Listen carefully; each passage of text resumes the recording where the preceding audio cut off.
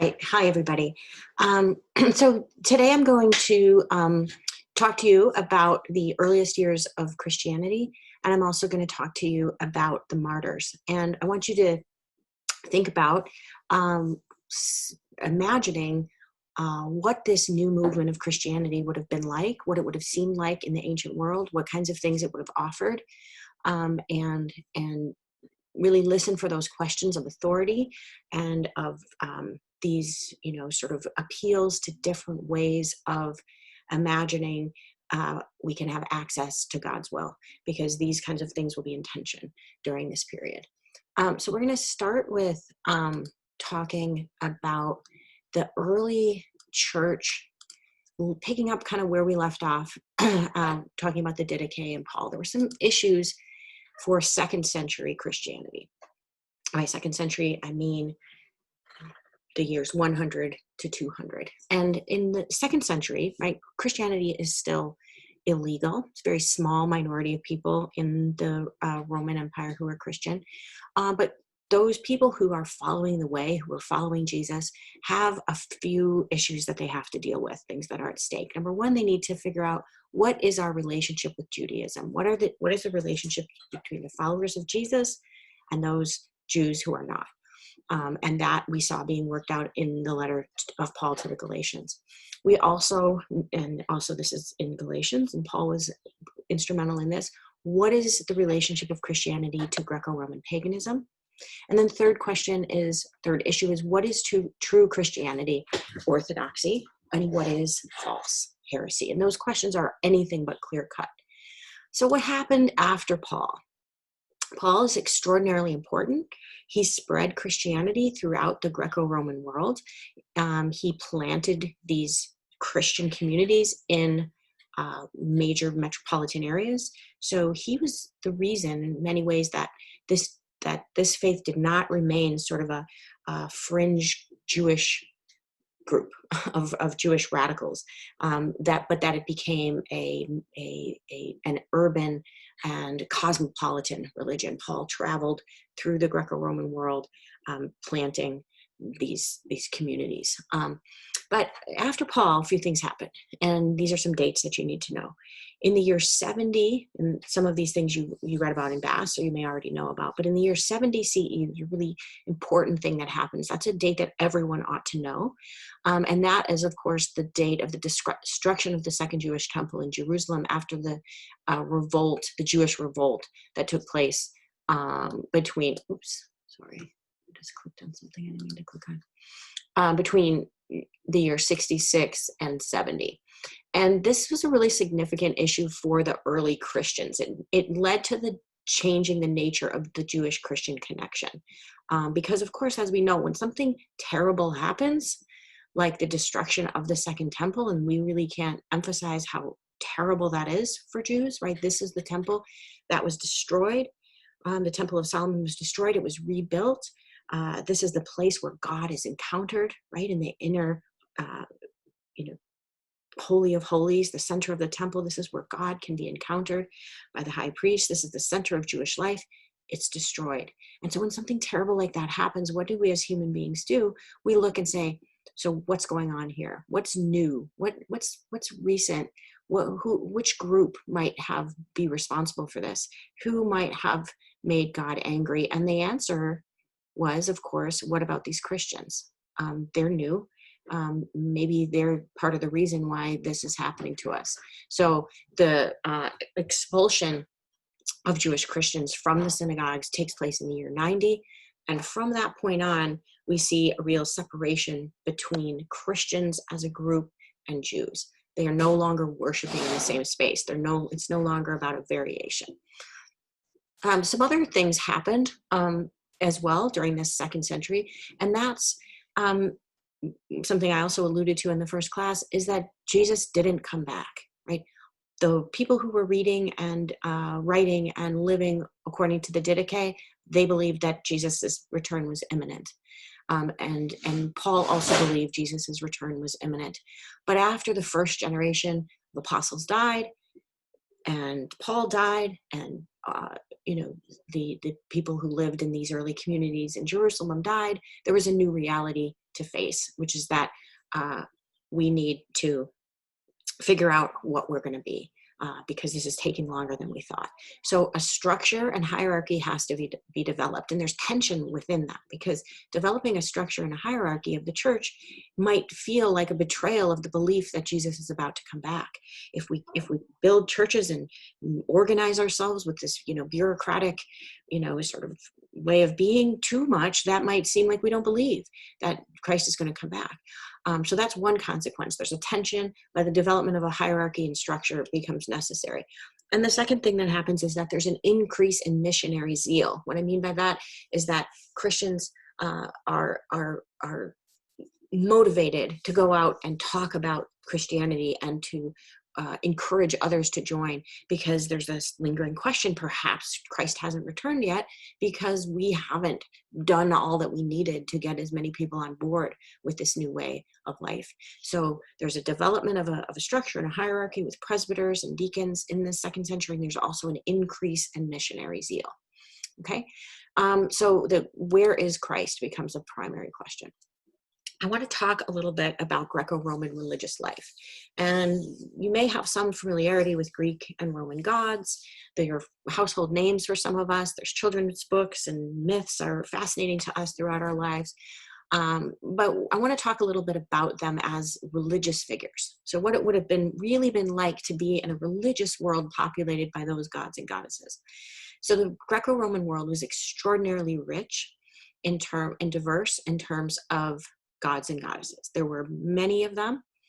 There were very well-known gods and goddesses, and there were lesser known. Public and private devotions overlapped. Some rituals were localized. Some took place throughout the empire. There were multiple gods and goddesses. We can think about Isis, Demeter, Persephone, Diana, Athena, Mithras, etc., etc. When I was in London last fall, my family and I were living in London actually for the entire fall semester of 2019. And we visited this temple of Mithras that had been found underneath a giant office building in London. And this, we learned about, so we were able to visit this temple. It's sort of a multimedia museum experience underneath this office building. And it just really struck me that there was a time when Mithras was the center of the world for people, and that all of their devotional life was centered around Mithras. And Mithras offered a lot to people. Only men could worship Mithras. He helped them with their business and their hunting and their success in the world. And Mithras is just a name we hardly know. But this was a very rich and diverse and satisfying life, religious life that was available to people. People followed the cult of Mithras or Athena or Demeter or Isis for many of the same reasons that people follow any religion. And if we were in class together right now, I'd ask you for some of those reasons. Why do we join religious groups? So maybe pause me for a second and see if you can write down a few reasons why people join religious groups. These reasons, okay, pause. Okay, these reasons are the same reasons that people were involved in the cult of Mithras, and I'm just going to use him because he's a lesser known god to us, but somebody who was extraordinarily important for a time. People want to follow religions and worship God or gods for lots of reasons, and I'm thinking of a few. Healing, right? People in the ancient world had disease. We have found ourselves in thinking about disease for some of us, really new ways in the last few months. But this threat of disease and death and injury was constant in the ancient world, and people were no more relaxed about it than we are. They didn't want to die. They didn't want to be sick. They didn't want to watch their loved ones suffer. So we turned to gods and goddesses for healing and for health. We also turn to religious groups for fellowship. Thinking about the groups that prayed to Mithras, they were initiated into different groups. They had their own rituals. They had their own prayers. They made connections in that way. And if you can think about your religious communities and the connections you've made, both for friendship and perhaps even personally, this is the same in the ancient world, right? You would join these groups because they would offer you personal connections. People wanted advice. Who should I marry? Should I join? Should I move? Should I do this? Should I do that in my life? And so religion, God, we could go approach the gods for advice and counsel. People want to know the future, both the temporal and the eternal future. What will happen to me when I die? Will I be successful in this life? Are my choices the right ones? Is everything going to pan out to me? People want access to divine power. If you can hitch your own self to somebody who has access to divine power, your own power grows, and perhaps your own security and safety. So Christianity enters into this world where people really were getting a lot from the religions that were available to them. Many of these things that people need, and you maybe even came up with some more. And into this situation comes Christianity. But Christianity offered all of the same things, right? Healing, fellowship, advice, counsel, access to divine power, right? Information about what the future holds, particularly the future after death. But Christianity offers more, offers something even more exciting in the ancient world, depending on your perspective. Christianity, unlike the cult of Mithras, let's say, is linked to a recent historical figure, not a mythic story. So on the one hand, that might seem a disadvantage because we know who this guy was. He was killed, in this year. We have records. He was just a prisoner. He obviously wasn't a god. But on the other hand, there is also a living memory of him having existed. And so that brings connection to something tangible, I guess is what I'm trying to say. But Christianity, even more importantly, offers redemption for all. And we read that those famous passages in Paul: there is neither male nor female, slave nor free, Jew nor Greek. What the power of that in the ancient world, which is an entirely stratified world. If you were a slave, if you were a woman, if you were a person who, just labored, you would never have access to the gods like a man who was wealthy, who was powerful, who was, an owner would have. It simply was an entirely stratified society. Christianity says everyone has access to this. It doesn't matter if you're an enslaved woman, for goodness sake, you're going to be able to be saved. And the vast majority of people in the ancient world were not just like today, right? The 1%, but there's 99% of people who are saying, you know what, things are not so great for me. I don't really have a whole lot of hope to get too close to this. I'm waiting for the crumbs to drop from this, blessings that this god or goddess is offering. But look at Christianity. It doesn't matter how low I am in this society. It's all there for me, right? So Christianity offers redemption for all, an extraordinarily well-developed belief in the afterlife, which is very appealing, as well as personal access to the divine, and free will, companionship, ethics, dramatic ritual and liturgy. We read in the Didache that already the rituals of baptism and Eucharist are recognizable to us. Those kinds of rituals bond us. So Christianity offers that. And really, for many people in the ancient world, there was nothing in paganism to match what Christianity offered. Okay? So what is Rome's attitude toward Christianity? And if you can look at the document that you have this week and think about this letter from Pliny to the Emperor Trajan, where he's talking about these Christians and what is he supposed to do with them. In general, Rome was very tolerant of religious diversity. And so, in fact, they recognized that religious diversity was a very normal and healthy. People need their rituals. It's good for them. People, if you're from this town, this village, or this region, of course you're going to have your own religious festivals, your own gods and goddesses, your own beliefs. And in order, for the empire to thrive, people were encouraged to worship the gods and goddesses that they were familiar with. So what are we supposed to do with this new religion of Christianity? Judaism is legal. Judaism was somewhat of an exception. It was very ancient. It was monotheistic. Jews did not worship the emperor, the cult of the emperor, as others were required to do, but they would offer prayers on behalf of the emperor, so they were given a pass. And Rome respected the antiquity of Judaism to a degree, so that they were allowed a pass. Christians were a different story, right? What in the world kind of religion is it where you're worshiping, these people are worshiping a prisoner that we executed? He's not a god. This is nonsense. We know who he is, right?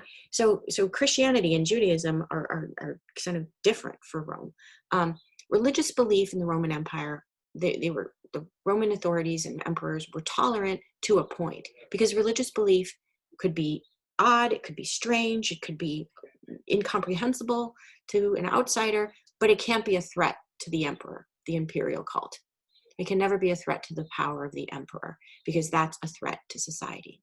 And Christians were different from any other religious group. And if you think about Christianity, this is sort of a place where we might think about Christianity as being different from other religions.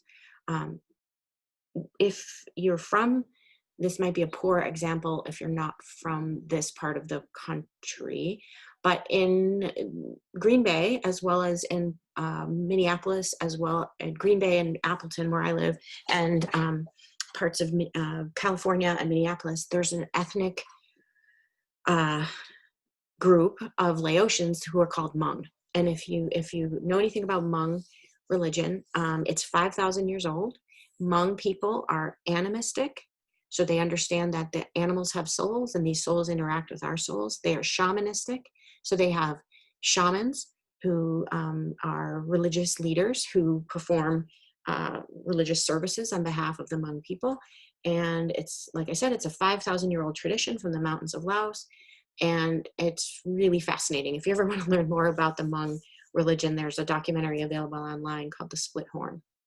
So I always point out to my undergraduate students, who many of whom grew up with Hmong people, has a Hmong person ever come to your house and say, you need to join up and become Hmong, because we have the best religion. It's the true religion. It's the only religion. Everyone needs to be visiting with our shaman and, understanding our beliefs, and please join up next week and become a Hmong shaman.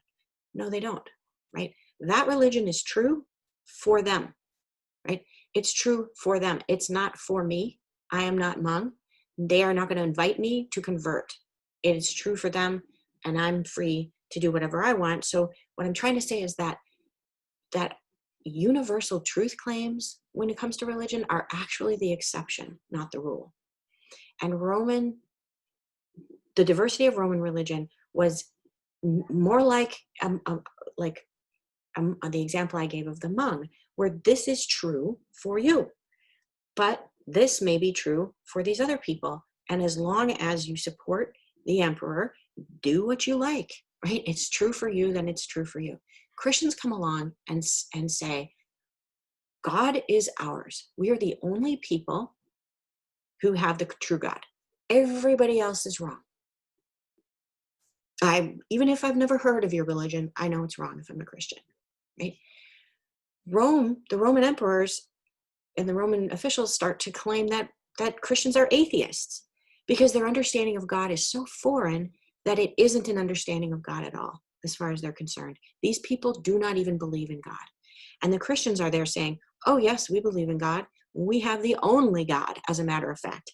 Every other person is wrong. And that was actually understood as extraordinarily rude, right? Christians are rude. Their belief system is incomprehensible, and its universal truth claims are extraordinarily rude. So Christians are claiming a couple of really unusual things. Hang on, I just have to pause this. Okay, so Christians are claiming a few things. They're claiming that a human being is God. That is not what anyone claims in the ancient world, right? Human beings and gods are different. Gods may come down and interact with human beings. They may even have sex with human beings or rape human beings in most cases. And then other human beings who are demigods may be born, but human beings and gods are different, right? Christians are claiming a human being is God, right? And so that's also really hard to understand. And they're claiming that this prisoner who was executed by the empire is the only God. And in addition, their behaviors are really problematic. They refuse to kill. Being a powerful soldier and willing to kill was a highly prized trait in the Roman world. Christians refuse to kill. even in war. Even if the empire was being threatened, Christians wouldn't join. They refused to hold office. They refused to participate in public life. So basically, Christians are not good Roman citizens. It's not just, and we might have heard, well, they refused to make sacrifices to the emperor, and that's why they were martyred. Yeah, absolutely, they refused to do that.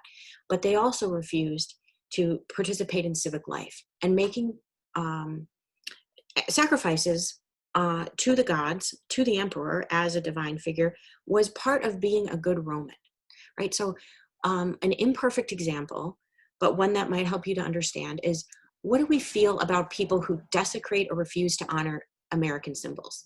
A person who burns a flag or steps all over a flag or tears it up.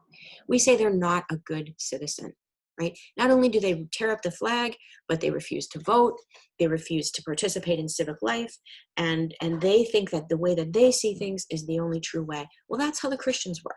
Okay, so I want you to re-examine your beliefs about early Christians that may say these are these honorable, totally brave people. Maybe so, but they were also going against the moral and ethical norms of their society so strongly. They truly were a threat to life in the ancient world, right? So they are insisting. I guess what I want you to take away from this is that the problem with Christians isn't just that their religion is odd and strange. It is partly that, but there were many odd and strange religions that could be tolerated. It was their universal truth claims.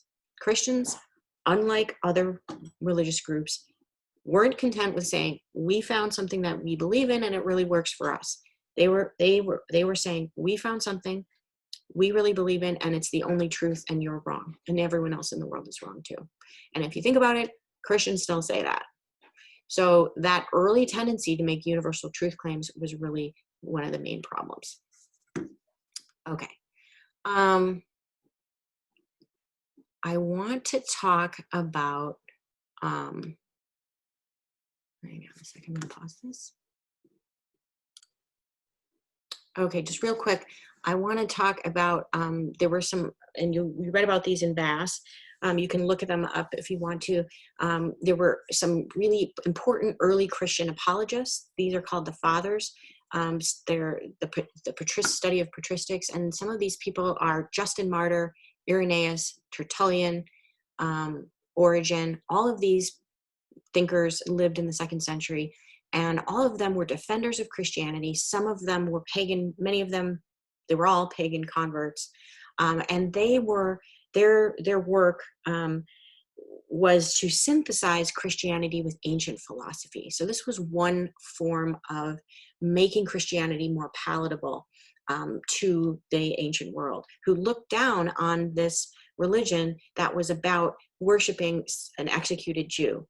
And Tertullian, Irenaeus, Origen, Justin Martyr, these are philosophers, and they defended Christianity, synthesizing it with ancient philosophy. They countered that, no, Christianity is not a barbarian religion. The way to understand it is as a sublime philosophical system. This is the ancient truth of the philosophers. And so, for example, Justin Martyr was a pagan philosopher. He was a traveling teacher of philosophy. There were these, philosophers that would travel around in the ancient world and make their living by teaching ancient philosophy and ancient writings and truths. And so in Justin Martyr's story, he tells the tale of meeting a mysterious old man, sort of a mythical figure who convinces him that Christianity is the ultimate philosophy. And for the rest of his life, his name is Justin Martyr, so he actually also gets martyred. But he sets out to defend Christianity against pagan critiques of it as a nonsensical pagan religion or barbarian religion. The patristics are about saying, no, this is a sublime philosophical system. And that was quite successful in getting converts as well, especially from the upper classes who wouldn't have wanted to be associated with a low class type of religion, but were wanting to be part of something that was high-minded. Okay, so that moves us into talking about the martyrs. And you read, or you will be reading this week, the story of Perpetua and Felicity, 2 young women who were martyred together. in the 3rd century. And also you're reading the earlier story of an earlier martyr named Polycarp. So as you read those, I want you to read them very carefully, looking for details, not just of what happens to them, but what is being understood about them, right? So these tales, Polycarp, Perpetua, and Felicity absolutely existed, and they were absolutely killed by the Roman Empire in a spectacular fashion. Those things did happen. But as you read these martyrologies, and you may have to read them more than once, I want you to think about the theology that's being put forth here, because in these tales of martyrdom, we are seeing Christian theology come into being. These aren't just accounts that are meant to shock and awe us, although they do that, and they're totally compelling. The martyrs, the accounts of the martyrs are written by the people who are doing theology. So what is happening theologically in these tales? I want you to pay attention to that, and our discussion questions will be about that. Just a few figures. I can put these up on the Google Classroom if you want, but just to give you a sense of how much Christianity is growing. And maybe I can share some of these with you right now. Let me see if I can share the screen.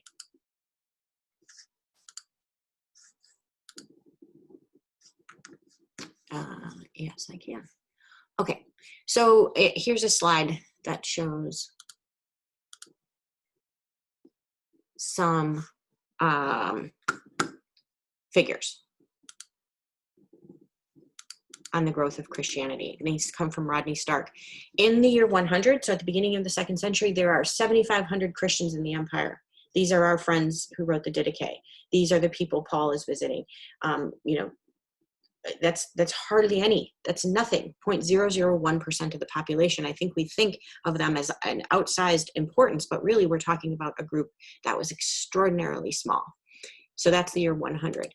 By 150, there's a 41,000 Christians, still a tiny, tiny, tiny minority, 0.007% of the empire. By 200, it's 0.4%. So the entire century that we're talking about, we have moved from 7,500 to 220,000 Christians. So it's obviously growing. By this point, you may know somebody who's a Christian. You might have a neighbor or heard of somebody who's a Christian. By 250, there are 1 million Christians. 2% probably do know some Christians by this point if you're living at this time. By 300 CE, just before Christianity becomes the official religion of the Roman Empire, there's 11%, 6 million Christians. And in 313, Constantine makes Christianity the official religion of the Roman Empire. So between 300 and 350, 55% of the Roman Empire is Christian. So this is an extraordinarily rapid growth. So the period we're now examining, Christianity increases, or the numbers of Christians increases exponentially. And that's really kind of remarkable, considering until the 2nd decade of the 4th century, which means 313, Christians were persecuted by the Romans, intermittently, at least, not everybody, but they were hassled, arrested, tortured, put to death in arenas where their mutilation by wild animals would be witnessed by thousands of people. So that sort of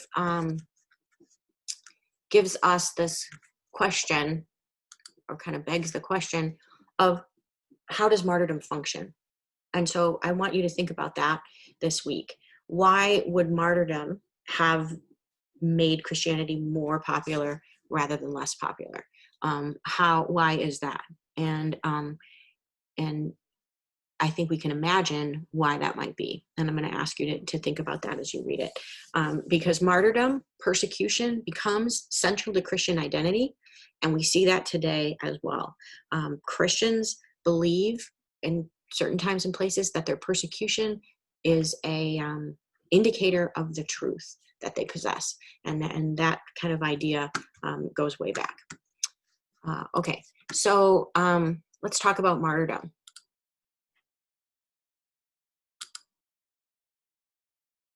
Christians were persecuted. And for some of them, many of them recanted. So we don't hear the stories of those who were threatened with death and said, okay, all right, show me where to make my offering, because there were plenty of those.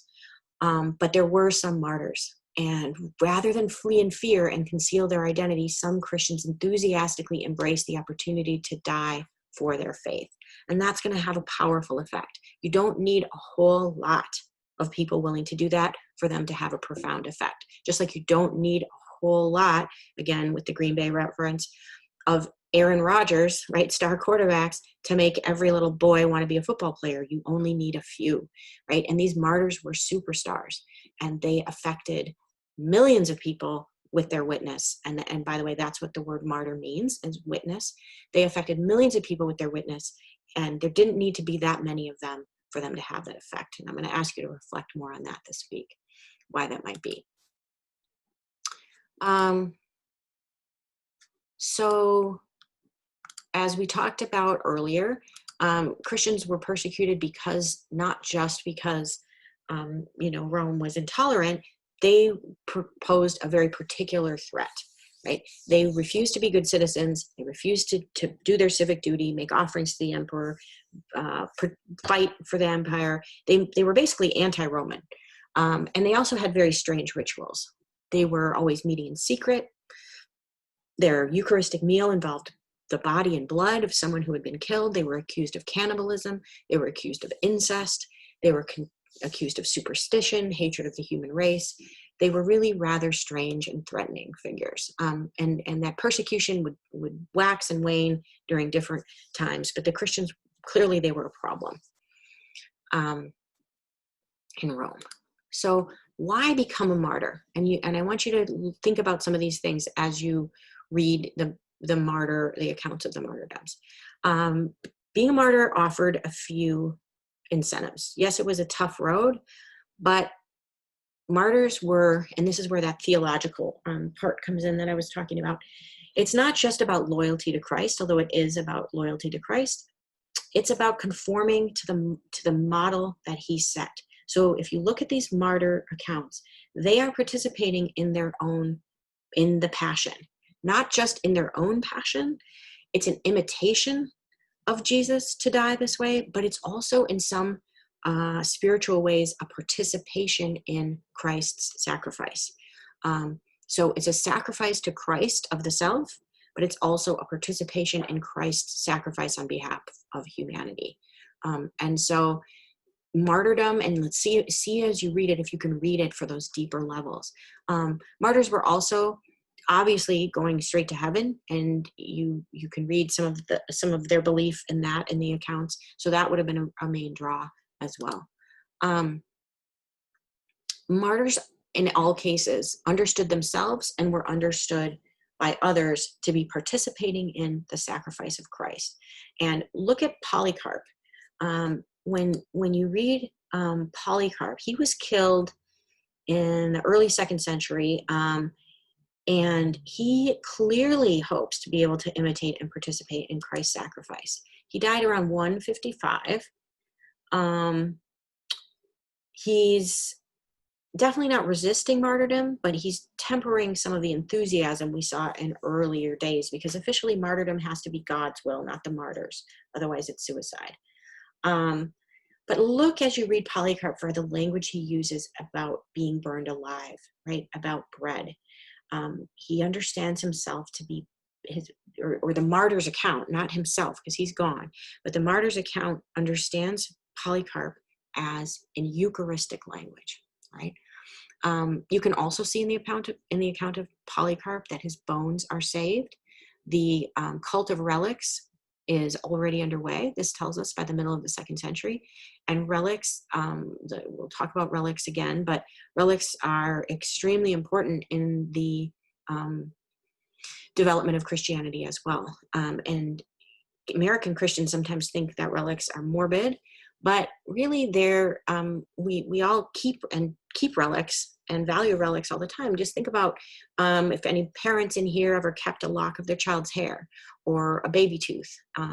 that's a body part. Like, why would you keep that? You don't need that. But there's something so tangible about the bodies of those that we love. Similarly, if you're a sports fan and you've got a game jersey that was worn by your favorite player and signed, you feel close to that person you admire so much by being in proximity to something that touched their body. Relics function like that. And these spiritual athletes for Christ, to be able to hear the story of what they did, and to be able to see, here's a bone from this person's hand, or here's their leg bone, and you could see the lion's teeth marks on it, how thrilling that would be, how effective that would be. So I want you to think about that as well as you read these. Okay, Perpetua and Felicity, and some of this is also in the Bass book. They were executed together in 2003. The account of Perpetua and Felicity is one of the most compelling documents that we have in human history, I would say, not just in the history of the church. Some of it is in Perpetua's own words. And Perpetua talks about, pay particular attention to her relationships. So she's a young woman. We can tell a few things about her. I'll ask you to reflect on that for your discussion activity on Wednesday. And she's involved in a network of relationships, right? She's a mother, she's a daughter, she's a sister. And as you read it, think about what happens to her relationships as she gets closer and closer to her martyrdom. What kinds of things have to happen? What kinds of things does she have to negotiate as she gets closer and closer to her death? Felicity, another young woman, so Perpetua is a mother. Felicity is pregnant, gives birth just prior to being martyred. So the physical fact of these women's bodies and their reproduction is front and center. And so that makes these extremely compelling stories. So as you read these, the martyrdom of Polycarp, the letter from the Roman governor who's trying to understand what to do about this strange Christian group, and as well as the account of Perpetua and Felicity's martyrdom, I want you to just pay close attention. Maybe the first time through, what's going on here? What are the facts of this case? Your second time through, what's happening here theologically? What parts of the Christian tradition are coming into existence through these accounts of martyrdom? That's what I want you to think about. And I'm going to stop this lecture here. And I look forward to hearing and reading your thoughts on some of this soon. Okay, thank you.